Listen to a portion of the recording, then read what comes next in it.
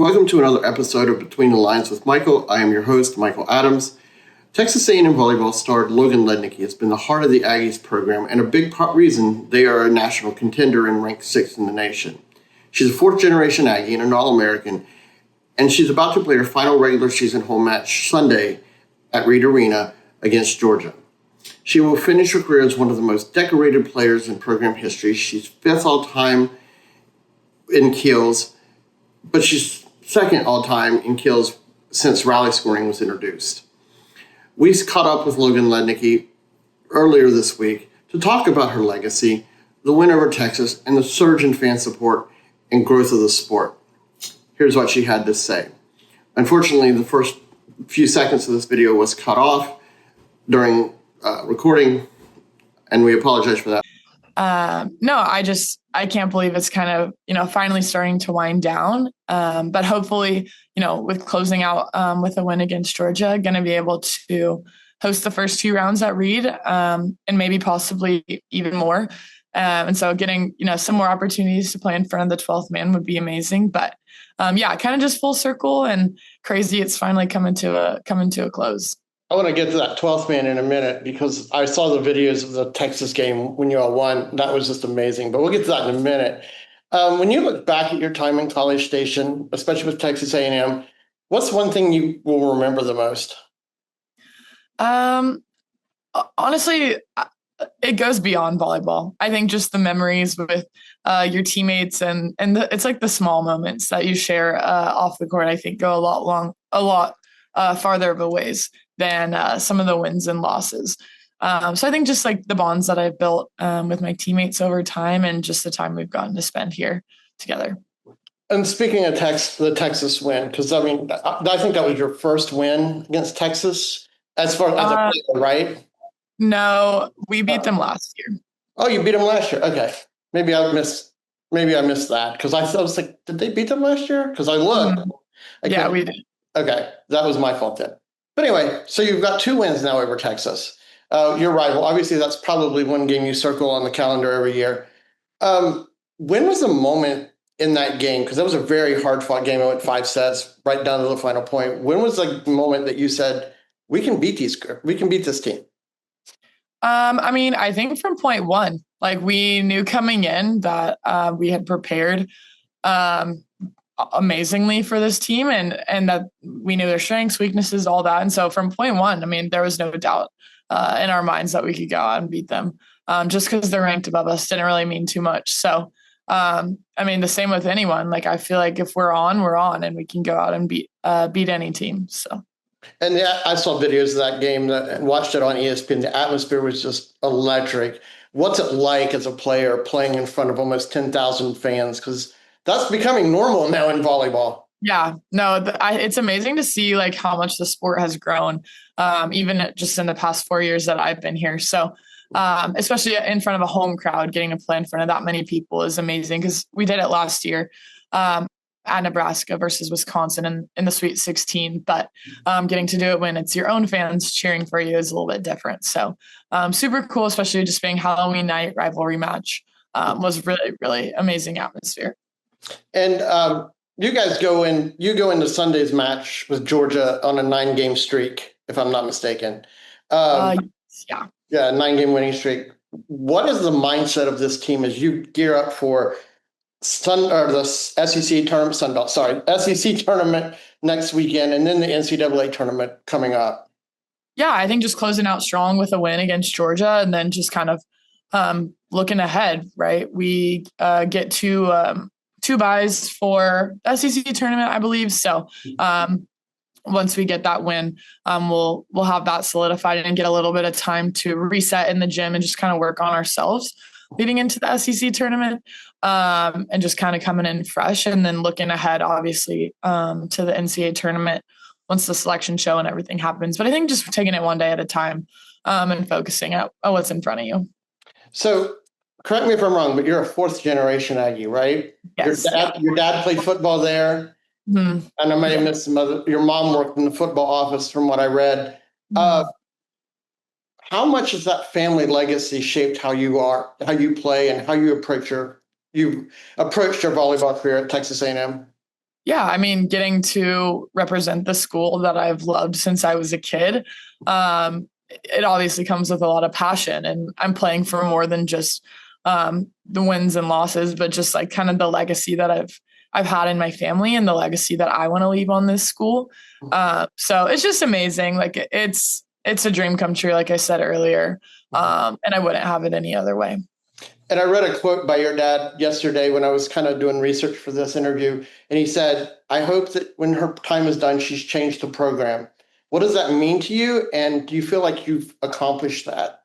Yeah, I mean, that means the world. I feel like probably coming from any dad to their daughter, just hearing that. Obviously, we have a special bond just because he did play sports here at A&M. So we've always kind of had that connection. But yeah, no, I feel like, I mean, it hasn't just been me alone. There's been a ton that's been poured into it these past 4 years with my teammates and the new staff and transfers and support staff. I mean, there's so much more that goes into it than just one person. So, yes, I've had a role in it, but it's just been amazing to see how everyone's worked together to accomplish what we have. And Coach Morrison is a new coach. I think he started, your sophomore year?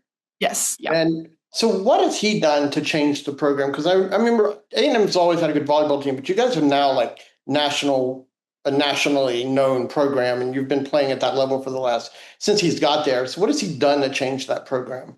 Yeah, I mean, he knows his stuff. He's a very technical coach, and I think when it comes to like little details, he's very focused in on that kind of stuff. And so I think that's just brought our game as a team to the next level. And obviously, putting up a good staff around us and bringing in some pieces that we were missing before has all come together and kind of just led us to be the team that we are this year.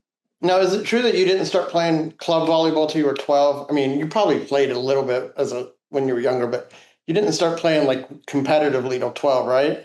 Yeah, which is honestly funny because that was like normal when I was a kid. Like that 12, 13 is like the age where you started club, but now it's kind of funny that it's just like starting so much earlier. There's like a 9s team now at Skyline, I think, or a 10s team, which is crazy. That's crazy to me too. I'm like, what 9-year-old's going to pick up on a lot of the stuff that they're teaching at that level? But when was there a time that you realized I might be pretty good at this? I mean, I wouldn't even say until like I got to college. And kind of through the freshman year that I had, I mean, I had a solid season. And so I think career started to take off a bit and realize, especially with the new staff coming in, I think what we could accomplish as a group with me as a part of it. So, yeah. And with pro volleyball expanding in the U.S., especially in Texas, I think Dallas now has a pro team. Houston and Austin are in their second year, I believe. Is that something in your future? Do you see in your future, or what's next after your college time is over? Yeah, for sure. At some point, I will definitely go play professionally, whether it's this next spring, or next fall. Trying to kind of figure that out now behind the scenes. So there's nothing set in stone yet. Lots of conversations being had, but just trying to figure out what's best for me. But no, I will definitely be playing once I finish school. Can't wait to see you play in the pros. I cover the Austin team regularly, so. Oh, nice. Yeah, so can't wait to watch you. I'm actually going to watch you play on Sunday because I'm coming in for Sunday's game, but can't wait to play in the pros. So being who you are in in college, and knowing that more younger players are starting to get more involved in going to college games, the crowds are getting bigger. We talked about that earlier. Now you have little girls that are coming into these games and going, oh, I want to be like Logan Lednicky. I know that's a big responsibility that you take on, but what's some advice you would give to somebody that's younger that says, I want to be like you when I get to play in college? I just say like finding joy in the journey and kind of trusting the process. Like not everything's going to go your way as you're growing up and going through club. You're not always going to be the star of your team or the top hitter or wherever. Like, I think through my journey, I would be considered an underdog till I was, 16 or 17. I was on the second team at Skyline. And so I think not being discouraged by that whether or rather looking at it as like an opportunity to get a lot better in the position that you're in.